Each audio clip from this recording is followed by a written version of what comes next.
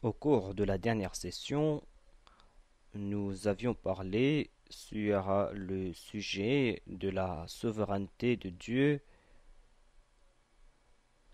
le fait que Dieu possède tout, c'est-à-dire l'attribut Al-Malik, et j'ai indiqué que ce verset doit être compris car il soulève une question et on doit résoudre ce problème avant de continuer. À ce propos, j'ai indiqué que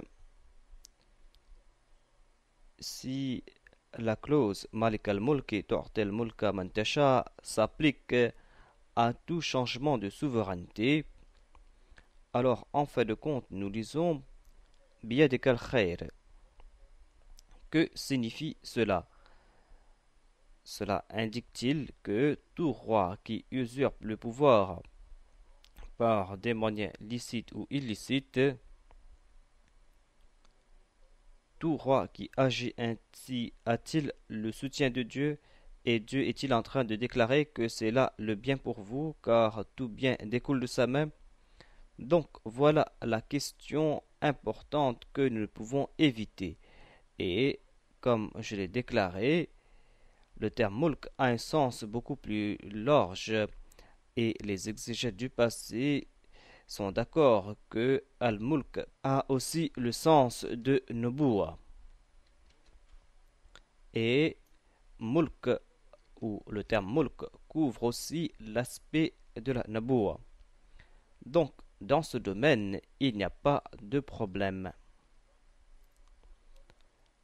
Mais vous devez aussi dire que ce verset ne concerne pas les prophètes individuellement. Cela ne veut pas dire que Dieu octroie le prophétat à quelqu'un et qu'il reprend le prophétat lorsqu'il le désire. On ne peut pas dire cela, car lorsqu'il accorde le prophétat à quelqu'un, il ne reprend pas ce statut. Donc, évidemment, ce verset concerne des groupes.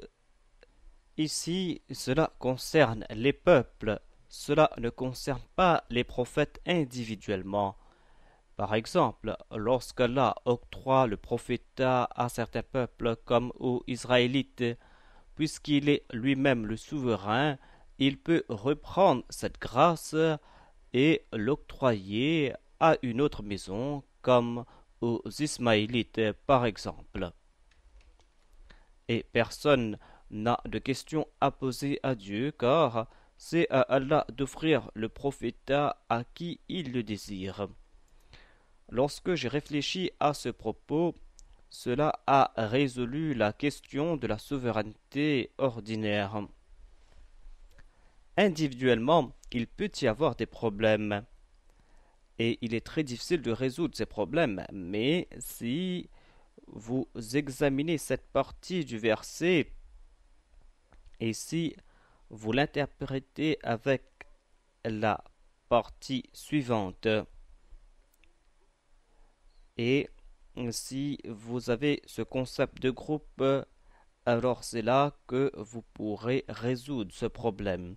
Cela veut tout simplement dire qu'Allah octroie la souveraineté à certains peuples. Ces peuples dirigent le monde pour un certain temps et quand Allah constate qu'ils n'ont pas accompli leur devoir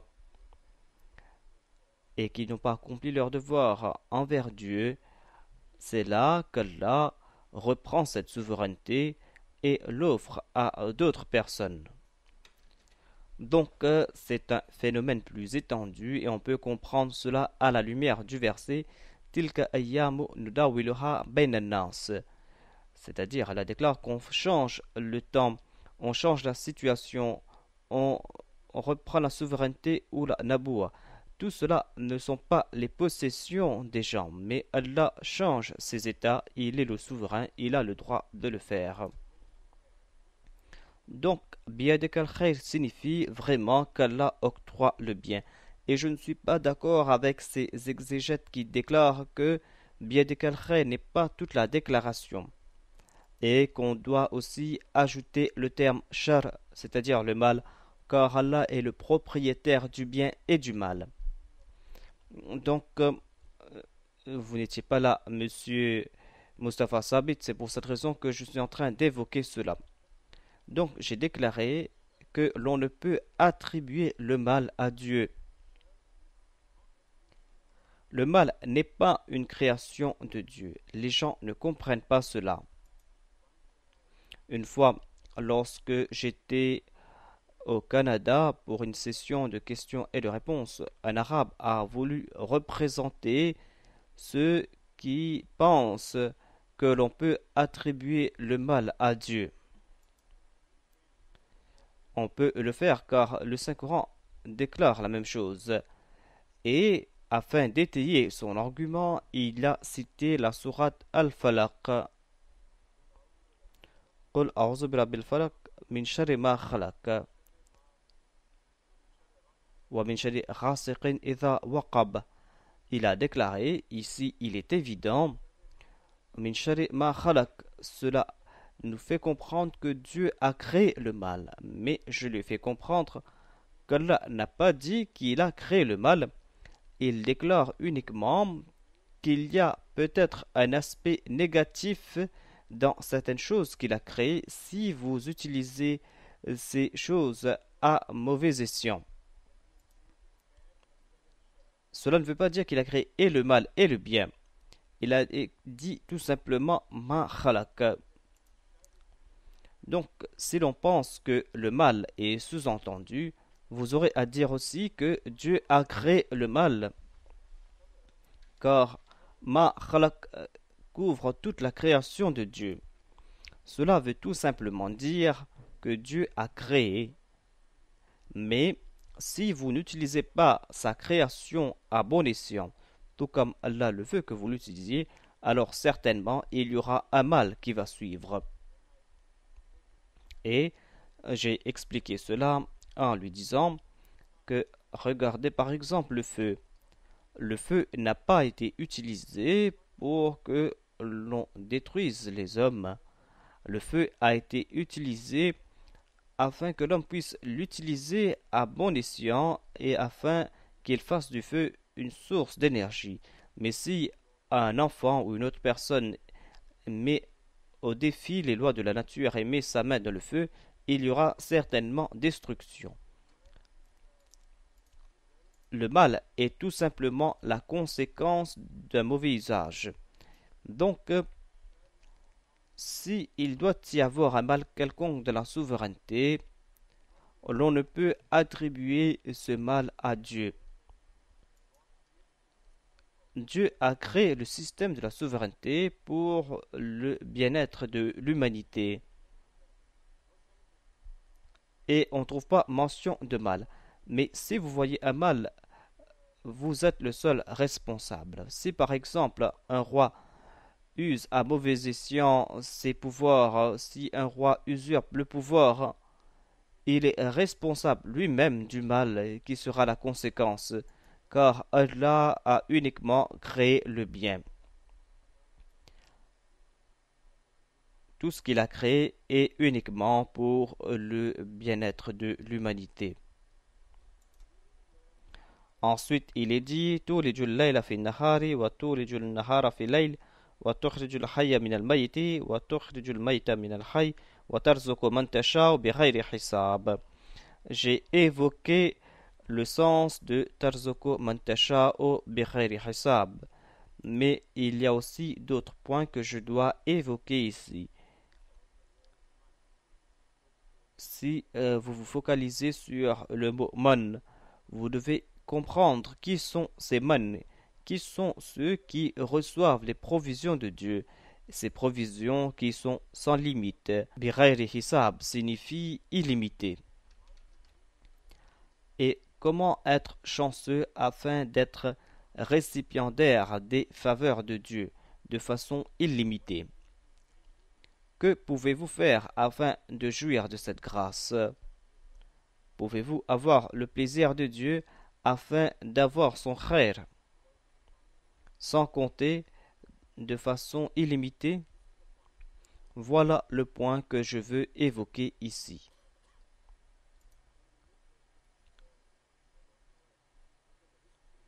Lorsque vous examinez l'histoire de l'humanité d'un point de vue religieux, vous allez constater qu'il y a certaines références quant aux risques, quant aux provisions. Et lorsque vous vous tournez vers certains faits évoqués dans le Saint-Coran, où les provisions des gens ont été évoquées, c'est là que vous commencez à comprendre qui sont ces personnes chanceuses ou qui sont ces personnes malchanceuses qui ont reçu ces provisions illimitées de la part de Dieu. Il y a par exemple une référence qui concerne Marie.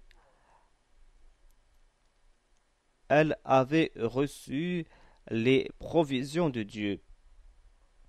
Il avait reçu des provisions physiques et spirituelles. Et les prophètes de l'époque ne pouvaient comprendre ce qui se passait. On trouve mention dans le Saint-Coran que le prophète Zacharia, lorsqu'il entrait dans la chambre de Marie, il était tout étonné de voir qu'elle avait à côté d'elle de la nourriture et que c'était Allah qui lui avait octroyé cette nourriture. Et il lui a posé cette question: d'où vient cette nourriture? Elle a tout simplement répondu que cela vient de la part d'Allah. Cela veut dire que, dans certains cas, Allah choisit certaines personnes afin de pourvoir à leurs besoins. Et les autres personnes n'arrivent pas à comprendre cela. Et il leur octroie ces provisions sans raison apparente. Si la piété est la seule raison, alors toute personne pieuse doit avoir cette provision. Mais c'est vrai que les personnes pieuses reçoivent ces provisions spirituelles de façon illimitée. Cela ne se fait pas dans le domaine matériel, tout comme cela a été évoqué dans le cas de Marie. Ici, la Malikiya entre en action, car c'est Allah qui est le créateur et c'est lui qui est le propriétaire. C'est à lui de décider à qui octroyer ses provisions. Mais il y a tout le temps une raison cachée, une raison et une philosophie qui ne peuvent être comprises. Plus tard, cela se manifeste et ceux qui reçoivent la connaissance de la part de Dieu peuvent lier ces événements. Tournons-nous vers un autre sujet qui concerne la Maïda.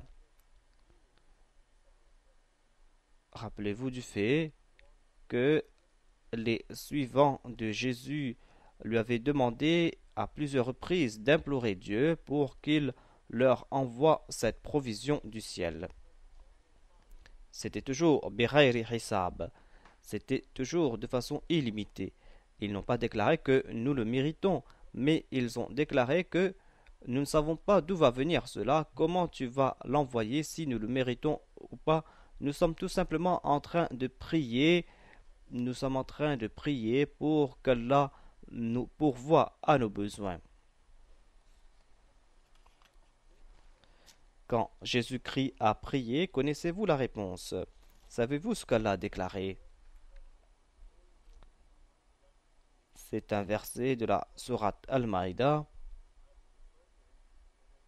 Donc, je vais me tourner vers ce verset afin que vous sachiez ce qui s'est passé entre Jésus-Christ et Dieu concernant cette prière. Cela se trouve à la fin de la sourate Al-Maïda.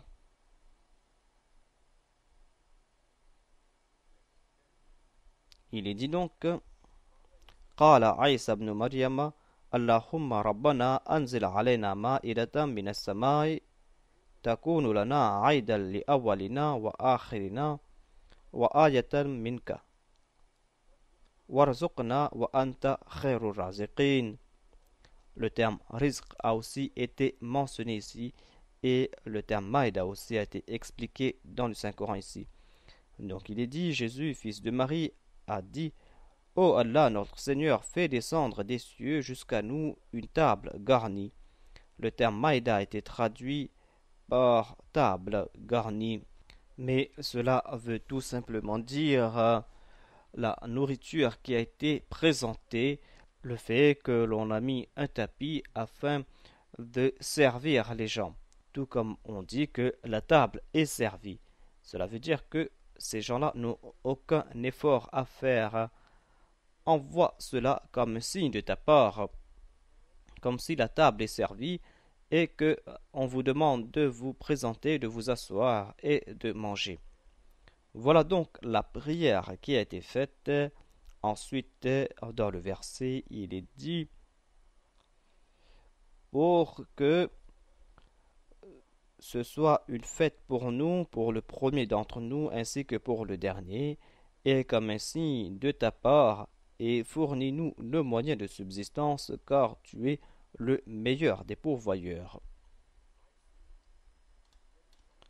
Je vois un lien positif entre cela et ce que Dieu a donné à Marie. En tant que mère de Jésus-Christ, elle avait en elle la graine de ce qui allait se passer après, et c'était en fait une prophétie. Allah veut nous faire comprendre que son fils aussi sera traité de la même façon. Il sera récipiendaire d'une grâce spéciale de Dieu. Et connaissez-vous la réponse qui est venue de la part de Dieu après cette prière? قال الله إني منزلها عليكم فمن يكفر بعد منكم فإني أعذبه عذابا لا أعذبه أحدا من العالمين. Allah a répondu: En vérité, je la ferai descendre jusqu'à vous, mais à ceux d'entre vous qui refuseront de croire après cela, je leur infligerai un châtiment rigoureux qu'aucun autre peuple n'a subi.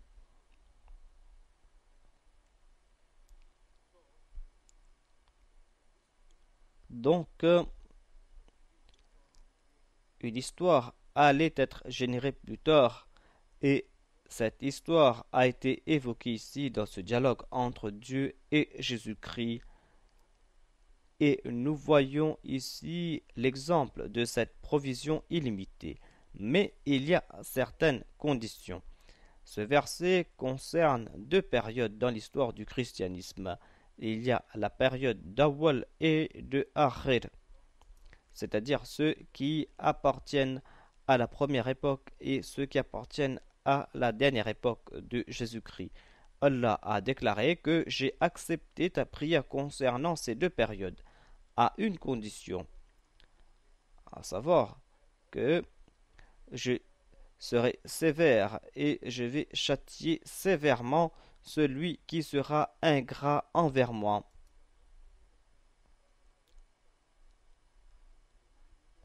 Je dois vous faire un rappel que les chrétiens ne comprennent pas la portée de ce verset et cela n'a pas été décrit dans la Bible.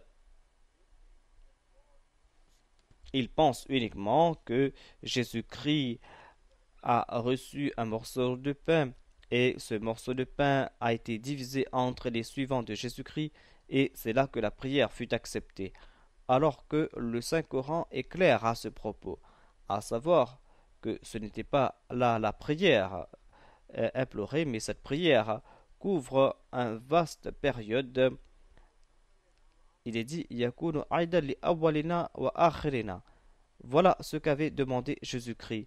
Il n'a pas dit que j'ai demandé que du pain descende miraculeusement du ciel pour moi. Il a déclaré que je t'implore pour que tu accordes à mon peuple des sources illimitées de provisions pour les deux périodes du christianisme, pour la première période et pour la deuxième période ou la dernière période.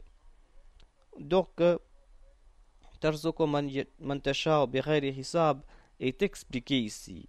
comment Dieu pourvoit à certains peuples, comment il leur accorde ses provisions illimitées. Lorsque vous étudiez l'histoire du christianisme, vous serez surpris de constater qu'on ne trouve pas mention de ces faveurs matérielles dans la première partie de l'histoire du christianisme. Au contraire, Jésus-Christ leur fait comprendre qu'ils ne doivent pas se soucier de leur nourriture et qu'ils ne doivent pas se soucier des provisions de ce bas monde.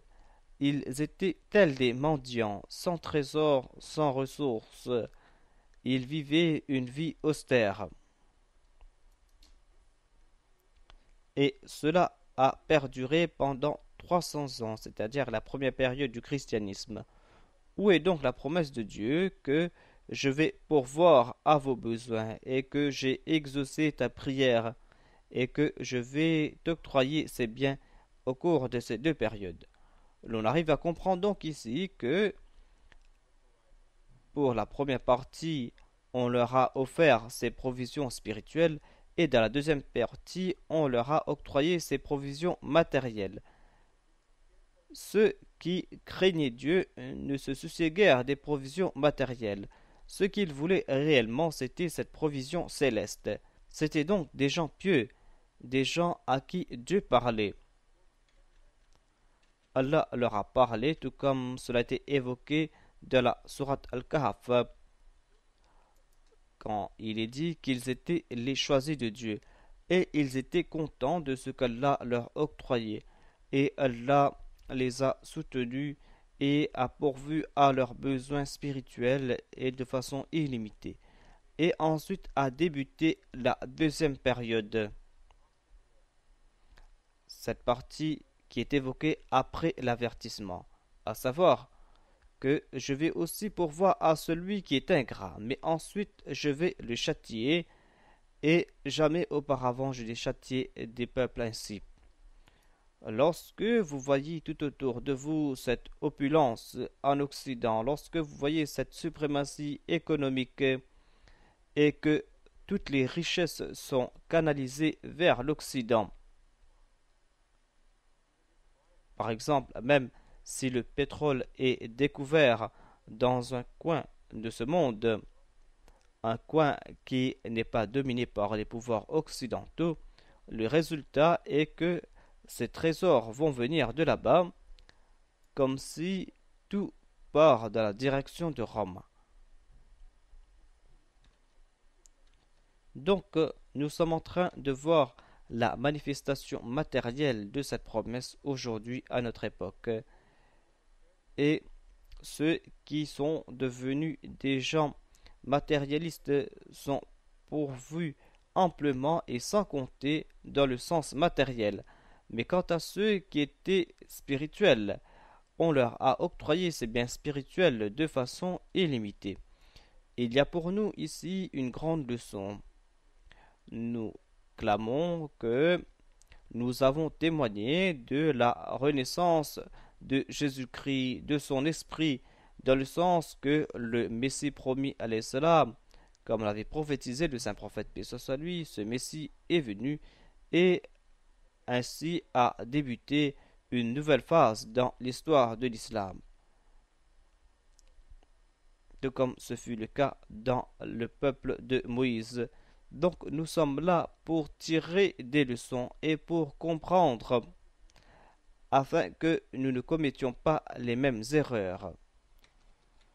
Donc les Ahmadis doivent comprendre que l'emphase est sur les provisions célestes. Les provisions célestes apportent aussi des provisions matérielles. Et ces provisions matérielles ne sont pas mauvaises en soi, mais cela dépend de votre préférence. Si vous préférez les provisions célestes et que dans le même coup vous implorez à Dieu pour qu'il vous octroie ces trésors matériels, il n'y a pas de mal à cela. Et ce sont des promesses qui ont été faites à l'Umma du saint prophète Mohammed paix soit lui. Dieu lui a informé que celui qui va prier pour ce bas monde uniquement va recevoir les biens matériels uniquement, mais pas dans l'au-delà. Voilà donc l'histoire du christianisme. C'est une manifestation des biens de ce bas monde uniquement. Mais quant au saint prophète Mohammed paix soit lui, on lui a enseigné cette prière Rabbana atina fid dunya hasanatan wa fil akhirati hasanatan wa qina adhaban nar. Donc il a prié pour un équilibre dans les grâces de Dieu. Et il a prié pour sa Ummah et il est dit que sa Ummah doit prier aussi afin de recevoir ces grâces célestes, mais ils doivent aussi prier pour acquérir ces biens de ce bas monde. Ce que je veux dire ici est que lorsque nous cherchons le soutien du saint prophète Mohammed paix soit lui, quant à ce sens, nous tombons sur un hadith très important, un hadith qui s'applique à cette situation. Une fois, on avait informé le saint prophète Mohammed paix soit lui qu'un de ses compagnons est tombé gravement malade et il est presque un squelette, il ne lui reste que la peau et il est sur le point de mourir.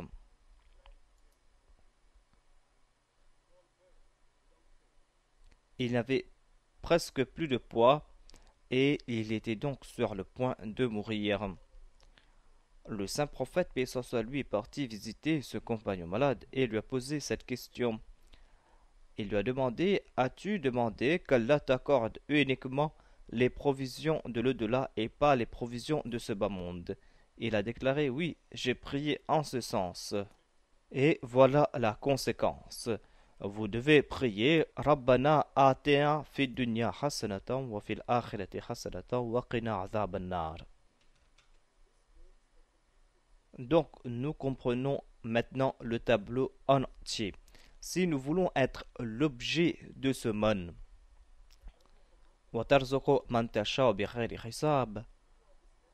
à la lumière de cette leçon que nous avons tirée des instructions du saint prophète Mohammed paix soit lui, nous devons avoir plus d'attente de la part de Dieu. Nous devons dire que nous avons compris que nous devons préférer les provisions de l'au-delà. Mais tu es le maître. Donc, pourvois-nous des provisions de l'au-delà et des provisions d'ici-bas. Si nous prions en ce sens, alors Inch'Allah, nous allons pouvoir maintenir un certain équilibre.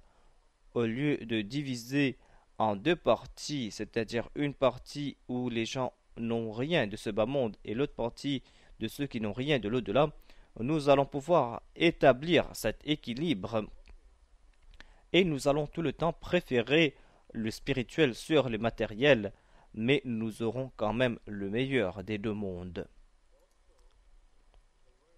Ensuite, le terme man peut être compris par rapport à d'autres manifestations de Dieu, par rapport à sa relation avec son peuple. Le Messie promis à l'Islam a évoqué un point qui est d'une grande importance pour nous. C'est quelque chose qui résout bon nombre de nos problèmes. Il déclare que la relation de l'homme envers Dieu et le fait que Dieu se comporte de façon surnaturelle avec l'homme dépend d'une relation surnaturelle de l'homme envers Dieu. C'est une relation de réciprocité. Si vous vous comportez de façon ordinaire à l'égard de Dieu et que vous priez afin qu'il vous octroie des faveurs extraordinaires, ce ne sera pas une relation réciproque. Il est dit Ud'uni astajib lakum et c'est exact. Mais il attend aussi que vous suivez ses instructions. Fal yastajibu li wal yu'minu bi. ce n'est pas une relation à sens unique, c'est une relation à double sens, tout comme c'est sous-entendu dans le thème wali. Les awliya signifient qu'ils sont les amis de Dieu. Cela ne veut pas dire que Dieu uniquement est leur ami. Et pour cela, vous devez faire des sacrifices et c'est à vous de déterminer l'étendue de cette relation. Si vous êtes un ami de Dieu dans une façon très spéciale, vous allez constater que vos prières seront exaucées de façon spéciale. Si vous vous comportez comme les autres ne se comportent pas, et si vos sacrifices et votre obéissance sont exceptionnels, alors certainement Allah vous traitera d'une façon extraordinaire. Même s'il doit, dans certains cas, tourner les lois de la nature, et il va vous montrer des choses qui ne sont pas montrées aux gens ordinaires. En cela réside une solution pour comprendre les miracles, tout comme l'a indiqué le Messie promis alayhi salam. Il y a eu plusieurs incidents où le saint prophète Mohammed lui a trempé son doigt dans de l'eau et cette eau n'a point tari. Dans d'autres cas, il a béni une nourriture qui était en préparation et cette nourriture a suffi à un grand nombre de personnes et une large multitude de gens, surtout au cours de la bataille du fossé, en ont profité. Et il y a plusieurs hadiths authentiques qui expliquent cela. Les gens disent que nous ne savons pas comment cela s'est passé, mais nous étions tous rassasiés et la nourriture n'a point tari. Et ceux qui avaient invité le saint prophète Mohammed soit lui ont dû distribuer ces repas aux autres. Les gens ordinaires ne comprennent pas cela. Ils peuvent qualifier cela de mythe ou d'une histoire farfelue. Mais le Messie promis à l'Islam a prouvé en ce bas monde, à notre époque, que ce n'est point une histoire farfelue, cela peut se passer, mais cela se passe uniquement dans le cas de ceux dont la relation avec Dieu a quelque chose de surnaturel. Si vous brisez toutes les lois de l'homme et que vous préférez Dieu, voilà ce que vous pouvez attendre de Dieu. Si un individu veut être récipiendaire des risques illimités de Dieu, car là-bas aussi, voilà ce qui s'est passé. Cet incident que j'ai évoqué est une manifestation de ce risque, de cette provision sans limite. Mais cela n'est pas montré aux gens ordinaires. Cela est montré uniquement aux gens spéciaux qui ont une relation spéciale. Mais ce n'est pas une question d'histoire. Cela peut se répéter si réellement vous voulez répéter les mêmes gestes et si vous voulez renouer les mêmes relations avec Dieu. Et nous lisons aussi dans les hadiths qu'une fois, Hadrat Abu Huraira mourait de faim. Vous connaissez cet incident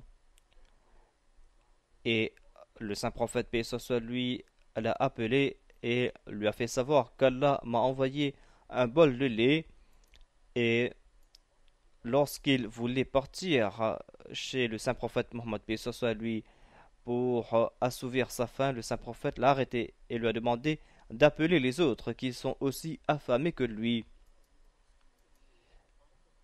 Il était presque sur le point de tomber sans connaissance en raison de sa faim, mais il était obéissant envers le saint prophète Mohammed lui et sans montrer aucun souci, il est parti et a appelé toutes les personnes qui étaient affamées. Et bon nombre de personnes l'ont accompagné chez le saint prophète Mohammed paix soit lui. Et le saint prophète paix soit lui a demandé de s'asseoir à sa gauche.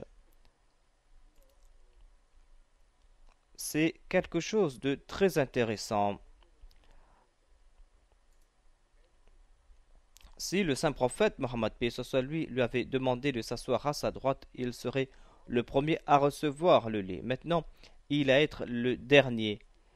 Et Allah allait le montrer comment il octroie sans compter.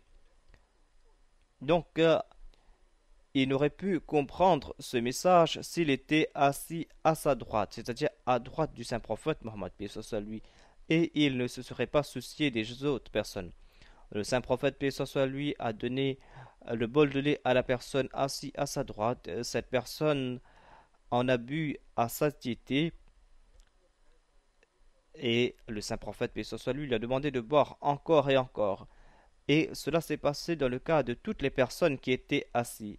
Et Hadrat Abu Huraira disait que va-t-il rester pour moi? Ne leur demandez pas de boire encore et encore. Et en fin de compte, ce bol de lait est arrivé entre les mains d'Abu Huraira et le saint prophète Mohammed lui a souri et lui a demandé de boire. Il en a bu et il a bu à satiété. Mais il ne pouvait boire davantage. Il a déclaré que j'en ai bu tellement que je sentais que ce lait allait sortir de mes ongles. Il avait bu à satiété. Et ensuite, le saint prophète, paix soit lui, a pris le bol et en a bu. Il en avait assez pour lui aussi. Cela prouve aussi que cette grâce de Dieu n'était pas pour ces gens qui étaient autour, mais pour le saint prophète Mohammed paix soit lui. Ce lait ne pouvait finir sans atteindre le saint prophète Mohammed paix soit lui. Quel que soit le nombre de personnes, le lait allait rester pour le saint prophète Mohammed paix soit lui, car le terme man s'applique au saint prophète paix soit lui. C'était lui le récipiendaire de cette grâce. Donc, cette démonstration est complète. Cela peut se passer maintenant aussi, mais uniquement si vous suivez les pas du saint prophète Mohammed paix soit lui, si vous le faites en toute sincérité. La yattakhidhil mu'minun al-kafirina awliya'a min dunil mu'minin.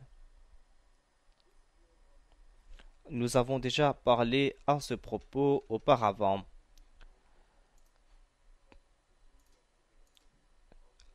J'ai évoqué ces deux versets car il y avait certains points que je n'avais pas encore mentionnés. Donc nous allons passer sur ces versets et je vais dire en bref ce que j'ai dit à ce propos. Que les croyants ne se lient pas d'amitié avec les mécréants plutôt qu'avec les croyants. Quiconque le fait n'a rien à voir avec Allah, à moins d'être sur vos gardes contre eux. Et Allah vous met en garde contre son châtiment, car c'est à Allah qu'il faudra retourner. Il y a un sujet très important qui a été évoqué ici, un sujet qui malheureusement a été perverti par bon nombre d'érudits musulmans classiques et de notre époque. Ils attribuent à ce verset un sens contraire.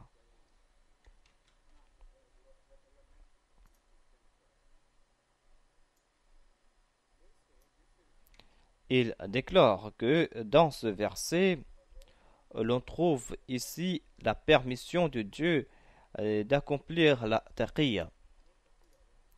Vous savez ce que signifie taqiyya? Selon les chiites, la taqiyya est la permission de Dieu de mentir si nous sommes contraints de mentir et de cacher notre foi et d'exprimer quelque chose dans laquelle nous ne croyons pas. Et tuqat a été traduit par taqiyya. Et malheureusement, la littérature islamique est remplie d'un tel concept. Même les érudits sunnites de grande renommée sont tombés dans ce piège, à l'exception de quelques-uns qui ont pu éviter de tomber dans ce piège. Mais la grande majorité des érudits sunnites croient que Tuqat signifie cette permission de cacher la vérité et d'exprimer ce en quoi l'on ne croit pas. Le Messie premier, l'Islam, a catégoriquement rejeté cette interprétation. Le deuxième calife aussi a écrit beaucoup contre ce concept. Je ne vais pas répéter cela et je ne vais pas répéter ce que j'ai dit à ce propos, mais afin de vous éclairer à ce propos, surtout vous, monsieur Mustafa Sabit, vous aviez demandé que je dois consacrer cette période de questions et de réponses en convertant du Saint-Coran. Donc, le mot tuqat ne signifie pas une permission. En fait, c'est une répétition de l'infinitif tataku afin de le renforcer. Tataku minhu tuqat signifie que vous n'avez pas la permission de choisir les mécréants comme amis, de préférence aux croyants. Vous pouvez le faire uniquement si vous prenez des précautions. Tuqat signifie que vous devez être vigilant et que vous devez prendre beaucoup de précautions afin de ne pas souffrir entre les mains des mécréants. Lorsque le monde musulman était en guerre contre le monde non musulman, les sens étaient évidents, à savoir que même si vous avez des amis parmi les mécréants, vous ne devez pas leur passer des secrets et vous devez être vigilant car vous pouvez souffrir ou les musulmans peuvent souffrir si vous ne prenez pas de précautions. Voilà le sens évident et c'est exactement ce que ce verset veut nous faire comprendre car cela concerne une période de guerre et nous avons des hadiths qui nous font comprendre qu'il y avait certains musulmans qui avaient des amis mécois et en toute naïveté afin de la protéger d'un mal quelconque, ils passaient des secrets et ils ont même été attrapés. Et le saint prophète, paix soit lui, leur a pardonné car il savait qu'ils ne voulaient pas nuire aux musulmans. Mais ces musulmans eux-mêmes voulaient aider leurs amis mécréants. Mais ils ont oublié qu'en passant ces secrets à l'ennemi, leurs amis pouvaient passer cela aux autres et cela pouvait nuire à la société islamique. Donc, tuqat est un emphase sur le terme tattaqu, c'est-à-dire que vous devez prendre des précautions, car votre action peut nuire à la société islamique. Et le deuxième sens, un sens qui est éternel, est que vous devez vous protéger de leur influence malsaine. Vous devez vous protéger de leur doctrine. Et si vous protégez votre foi, et si vous les influencez et que vous n'êtes pas influencé par eux, alors c'est bon. Allah ne vous interdit pas de vous lier d'amitié avec eux. Et le troisième sens est que vous ne devez pas être influencé par leur civilisation, par leur façon de vivre, afin que vous ne perdiez pas votre identité et afin que vous soyez négligent quant aux valeurs islamiques et que vous soyez complètement influencé par eux.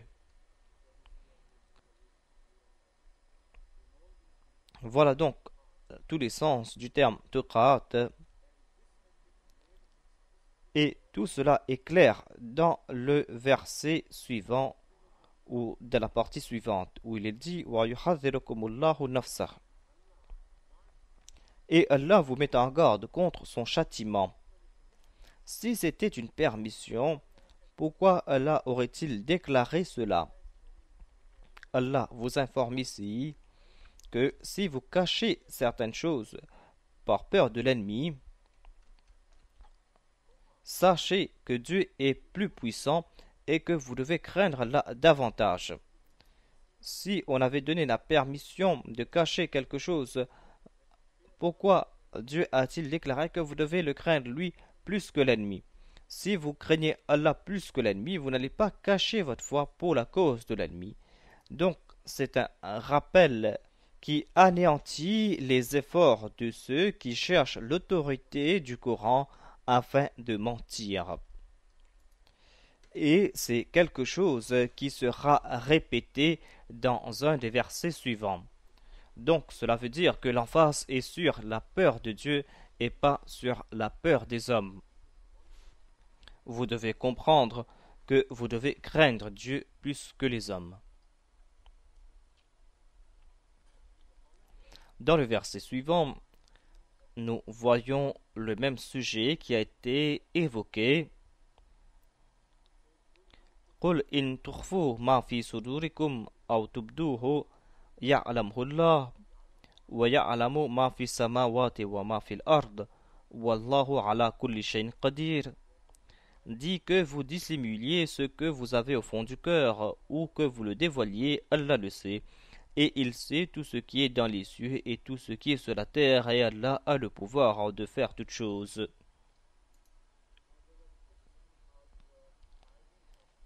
Il y avait cette question de cacher sa foi, et certaines personnes ont attribué cette permission à ce verset.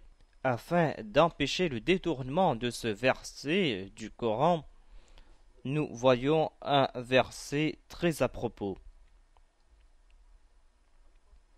Malheureusement, une fois après avoir fait une erreur, les exégètes musulmans citent ce verset pour étayer leur argument et malheureusement, les ennemis de l'islam ont profité de l'occasion et ont fait de l'islam la risée de tout le monde en raison de ce malentendu ou de cette erreur de certains musulmans. Il y a M. Wiri qui commente sur ce verset et vous allez comprendre comment cette mauvaise interprétation du Saint-Coran peut renforcer les mains de l'ennemi.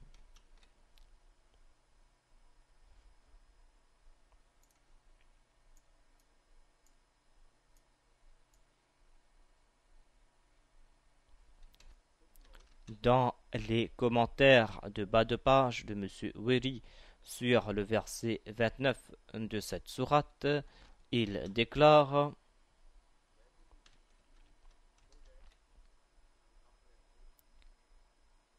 Dieu connaît la foi de vos cœurs.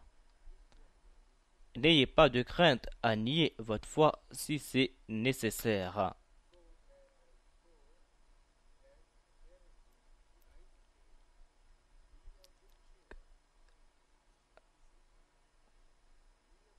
Il déclare: N'ayez pas de crainte à nier votre foi, car Allah connaît votre foi réelle.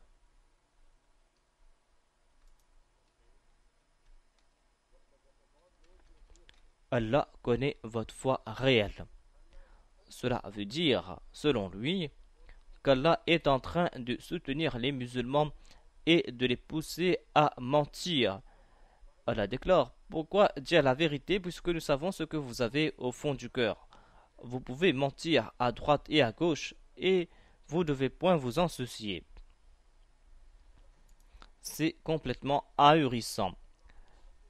Après, Wallahu yuhadhirukum nafsa, c'est un avertissement que nous voyons, à savoir que vous ne pouvez rien cacher de Dieu, même si vous prononcez cette parole ou pas, même si vous le cachez ou pas, vous serez responsable. Ce style d'expression se trouve ailleurs dans le Saint-Coran. Ce verset explique davantage ce que je suis en train de vous expliquer maintenant. Allah déclare: Wa in tubdu ma fi anfusikum aw tukhfuhu yuhasibkum bihillah. Si vous exprimez ce que vous avez au fond de vos cœurs ou que vous le révéliez, vous aurez des comptes à rendre à Dieu. Dieu va vous demander des comptes même si vous exprimez ce que vous cachez ou pas. Vous devez rendre des comptes pour ce que vous avez au fond du cœur et vous devez rendre des comptes pour ce que vous avez exprimé. Donc comment ces deux versets coraniques peuvent-ils se contredire? C'est une question très simple, cela est impossible. Comment Dieu peut-il se contredire dans deux versets différents? Le mot yuhasibkum explique qu'il ne suffit pas d'être vertueux au fond de votre cœur, mais vous devez être aussi cohérent. Si vous êtes bon au fond de vous, vous devez l'exprimer ouvertement et vous devez dire ce qui est bon. Vous devez exprimer ce qui est bon. Et sachez que Dieu va vous éprouver des deux façons. Il va vous éprouver pour ce que vous avez dit et pour ce que vous n'avez pas dit. Donc, c'est une allégation contre ces enseignements islamiques et malheureusement, on trouve cela dans les écrits des musulmans. Je pense qu'ils ont commis cette erreur inconsciemment en raison des littératures chiites, mais en tout cas, ils ont causé du tort à l'islam en ce faisant.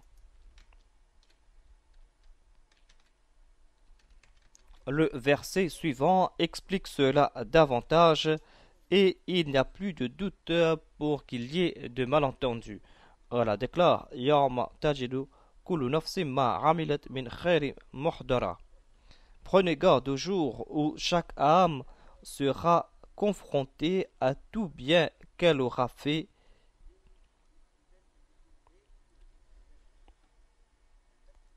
et rien ne sera perdu.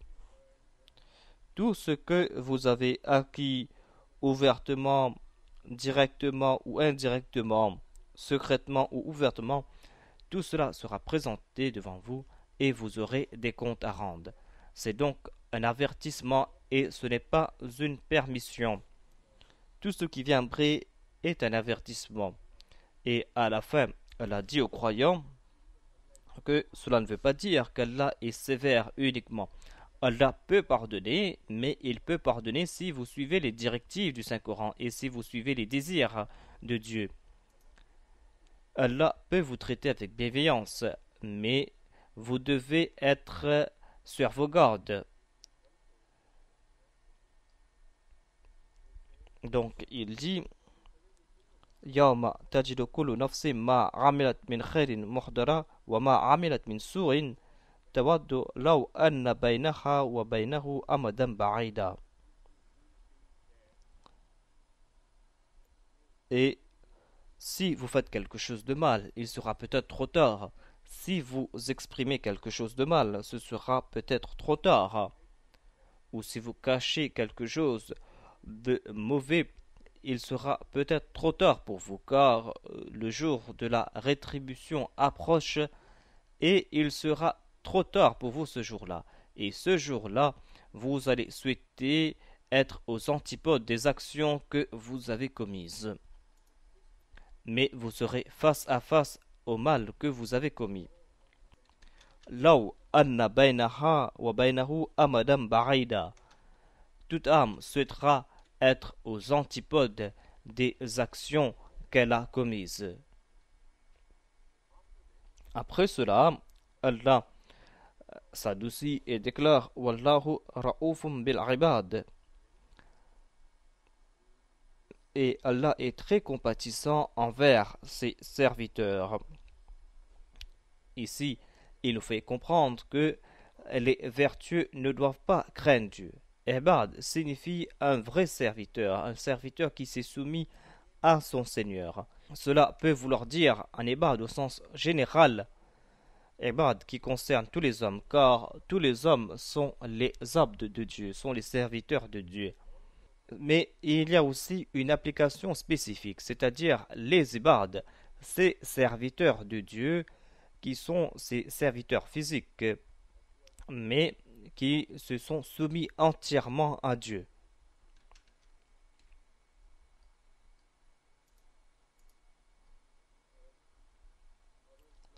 Hier, on m'a fait savoir que je dois laisser un peu de temps pour que l'on puisse poser des questions.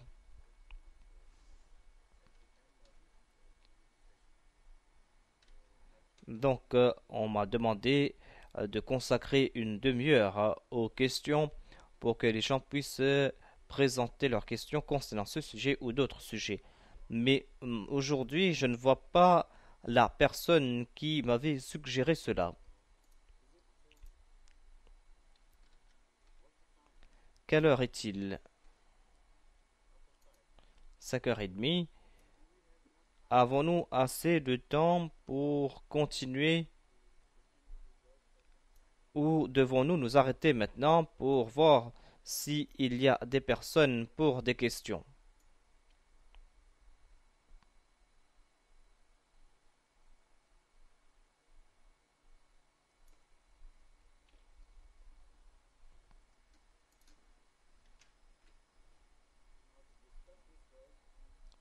Je vais parler en détail à propos de ce verset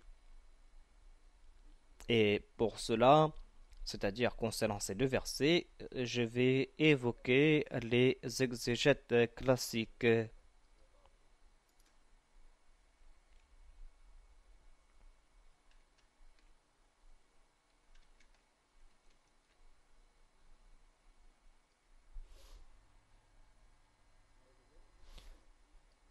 Et je suis surpris de constater que de grands érudits, à l'instar de l'imam Razi, sont tombés dans le piège de la taqiyya.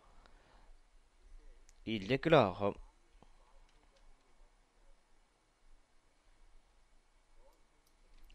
Allah vous a interdit de prendre pour amis les mécréants,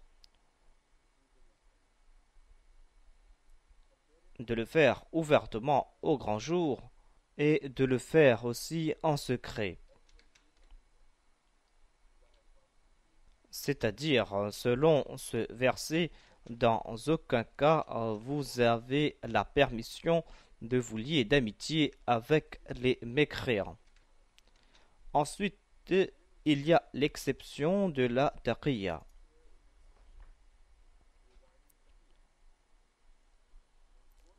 à savoir que si vous les trompez, c'est dans ce seul cas que vous avez le droit de les prendre pour amis. Si c'est cela, l'enseignement islamique, il n'y aura plus de bonheur en ce bas monde et il n'y aura plus de confiance par rapport aux musulmans. Les musulmans seraient considérés comme les personnes les plus indignes de confiance, car ces personnes vont tromper au nom de Dieu. Et c'est là la chose la plus odieuse que l'on peut imaginer. Mais malheureusement, des érudits de grand renom sont tombés dans ce piège. Ensuite, il déclare: il y a aussi un avertissement qui a été donné, à savoir que lorsque vous dupez quelqu'un, vous devez le faire parfaitement. Faites-le parfaitement afin que votre apparence extérieure ne trahisse pas ce que vous avez au fond du cœur. Placez ces deux actions aux antipodes. Souriez comme un acteur alors que vous êtes en train de saigner à l'intérieur. Pleurez comme un acteur alors que vous êtes parfaitement joyeux à l'intérieur. Est-ce cela la vie pour laquelle le saint prophète Mohammed lui est venu? C'est impossible. Ils auraient dû rejeter ce concept. Non seulement à cause de cela, mais à raison d'autres versets du Coran qui rejettent ce concept. Allah désire que les gens soient sincères et qu'ils soient le même à l'intérieur comme à l'extérieur. Et aucune religion n'a lancé une telle guerre contre la duplicité tout comme l'a fait l'islam. On trouve mention des hypocrites à plusieurs reprises dans le Saint-Coran et on les condamne. Et Allah a même déclaré que les hypocrites sont les pires et seront dans la pire partie de l'enfer. Ils seront traités avec une plus grande sévérité que les mécréants. L'islam est-il venu pour créer de l'hypocrisie en l'islam après avoir condamné l'hypocrisie ailleurs? Quel bien y aura-t-il en ce bas monde si tel est le sens que l'on doit attribuer au Saint-Coran? Et l'imam Razi a soulevé une autre question. Il déclare: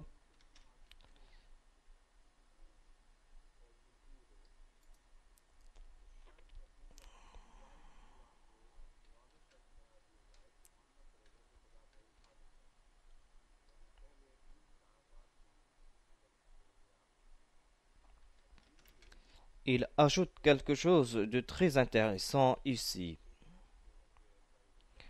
Et les exégètes ont évoqué cela ici et là. Ils étudient les versets coraniques sous un angle grammatical et ils essayent de présenter certaines possibilités et rejettent d'autres possibilités. Apparemment, cette construction que l'on trouve dans ce verset est conditionnelle. In turfu ma fi sudurikum aw tubduhu. Voilà la condition. Ya'lamhullah est la réponse à cette condition. Si vous le faites, Allah va faire ceci. L'imam Razi a posé cette question. Il déclare: si tel est le sens, alors nous devons penser que la connaissance de Dieu est accidentelle et que sa connaissance dépend de nos actions à nous et que sa connaissance n'est pas indépendante de nos actions.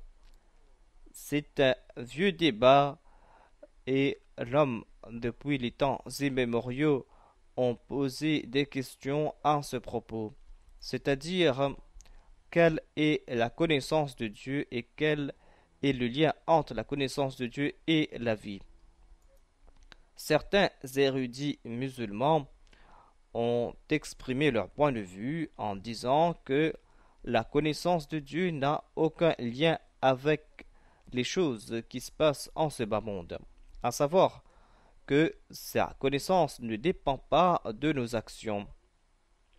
Sa connaissance est indépendante et conséquemment, ce qui suit est que Dieu a tout destiné.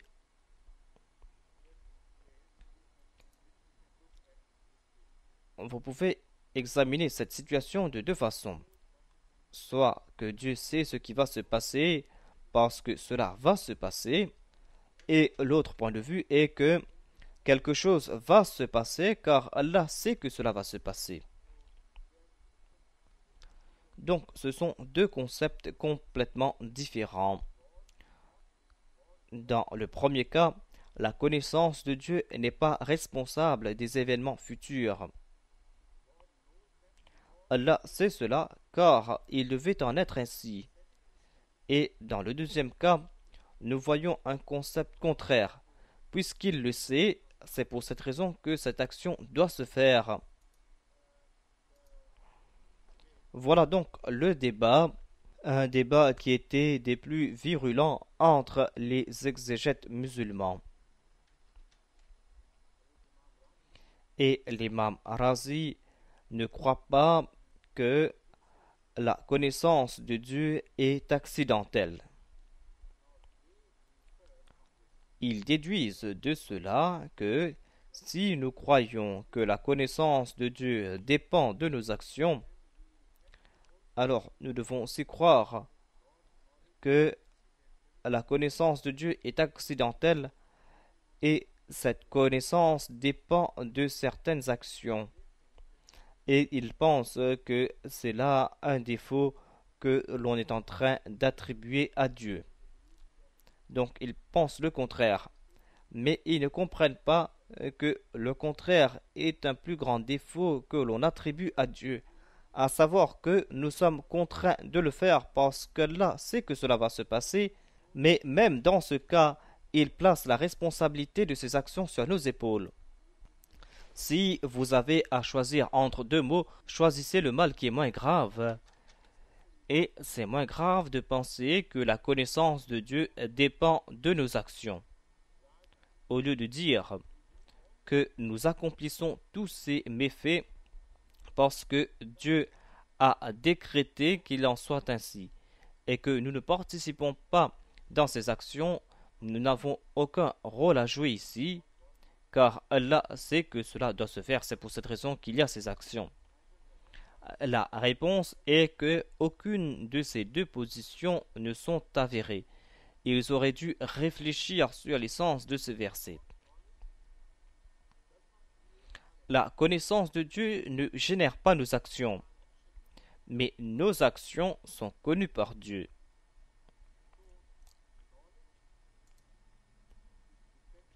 La connaissance dépend de certaines actions. Il est faux de dire cela. En fait, l'on parle ici de la vérité. Si quelqu'un fait une action quelque part et que je sais cela, quelle est la relation entre moi et cette action? C'est la relation de la vérité. Soit que je suis ignorant, soit que je ne connais pas cela. Puisque Dieu est la vérité, il sait uniquement ce qui est la vérité. Ce qui va se passer sera compris à la lumière de ce qui s'est passé. Et c'est là que vous allez commencer à comprendre cela davantage.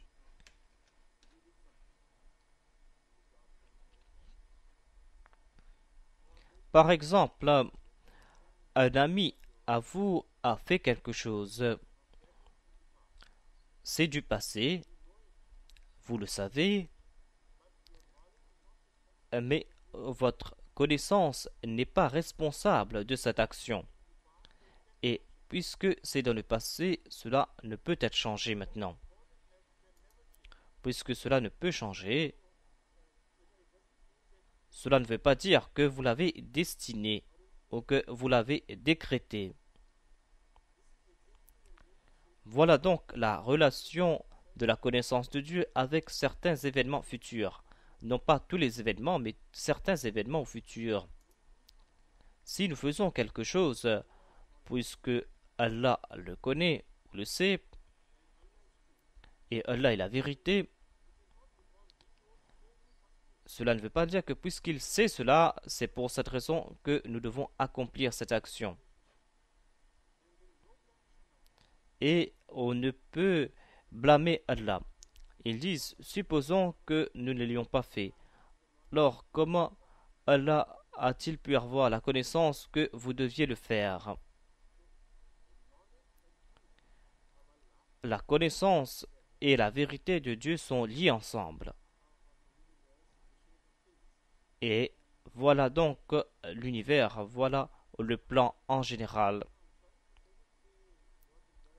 Mais malheureusement, ces personnes se sont empêtrées dans un faux débat sans comprendre cette relation entre Dieu et les choses qui existent.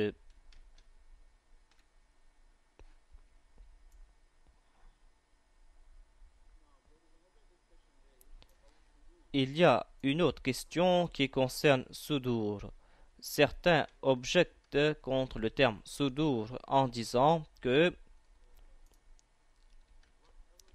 nous pensons avec nos cœurs et pas avec nos poitrines, car Sudur signifie poitrine. Pourquoi Dieu a-t-il déclaré que nous pensons avec les poitrines? Ils commettent des erreurs des deux parts, car Sudur ne signifie pas les poitrines et nous ne pensons pas avec nos cœurs, nous pensons avec nos cerveaux.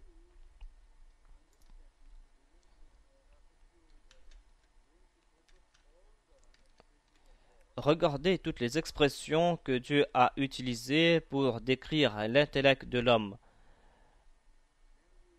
Et c'est là que vous allez comprendre que les termes Fuad, Qalb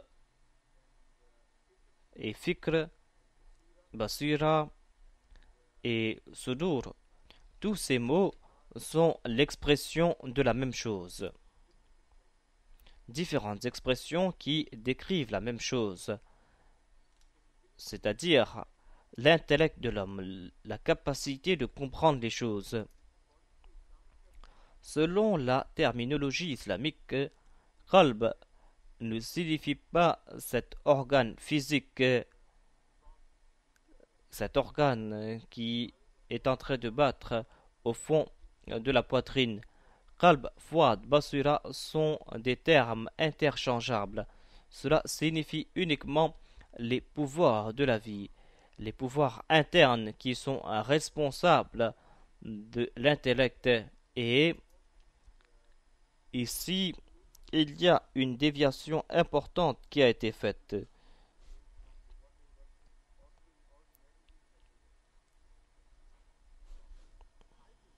Je pense qu'intentionnellement, Dieu n'a pas utilisé le terme cerveau au lieu de cœur pour indiquer que ce n'est pas le cerveau qui pense. Le cerveau est uniquement un instrument et le pouvoir se trouve ailleurs. Le pouvoir de l'intellect se trouve dans l'âme, puisque le cœur est considéré comme le siège de l'âme et que tant que le cœur bat, l'âme va exister, même s'il n'y a plus de connexion avec le cerveau. Même dans ce cas, la vie existe dans le corps. Puisque le cœur est le siège de l'âme, c'est pour cette raison qu'Allah voulait nous faire comprendre que ce n'est pas le cerveau qui pense, mais c'est l'esprit qui pense. Et puisque le cœur est le centre de la vie, c'est pour cette raison que le cœur a été choisi pour exprimer l'esprit. Tout comme on trouve les termes basura et autres. Et à notre époque, voilà de débats que nous voyons entre deux groupes de scientifiques qui étudient la neurologie. Ce sont des scientifiques très réputés dans le domaine de la neurologie.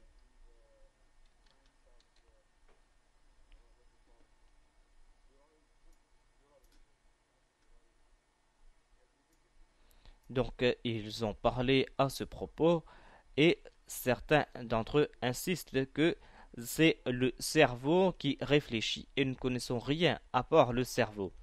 D'autres disent, comme il y a le docteur Eccles, un, un chirurgien qui a écrit un livre à ce propos, et il insiste qu'après une longue expérience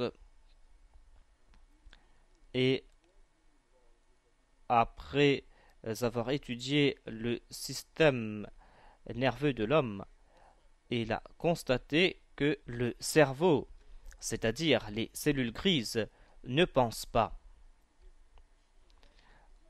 Le cerveau ou ces cellules grises ne sont qu'une machine, comme un ordinateur, mais il y a une force motrice derrière, et on ne peut définir cette force motrice, on ne peut la décrire. Cette force est là, et j'ai cité aussi le docteur Pancliffe, qui est un neurologue et qui s'était spécialisé dans le domaine de l'épilepsie.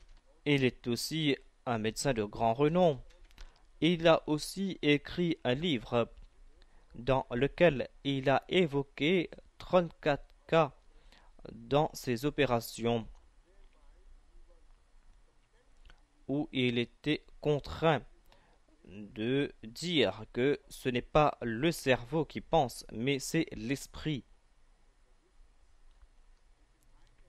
Donc il y a une différence entre l'esprit et le cerveau, et ces termes coraniques nous expliquent cela. Si une personne ordinaire avait écrit le Saint-Coran, elle aurait déclaré que c'est le cerveau qui pense. Mais puisque c'est Allah qui pense, c'est pour cette raison qu'on trouve mention d'autres termes. Il y a par exemple idrak, à savoir qu'il y a quelque chose en l'homme qui réside en son cœur. C'est cela l'âme et c'est l'âme qui réfléchit. Le Messie premier l'Islam a aussi écrit à ce propos et il a fait des observations très intéressantes.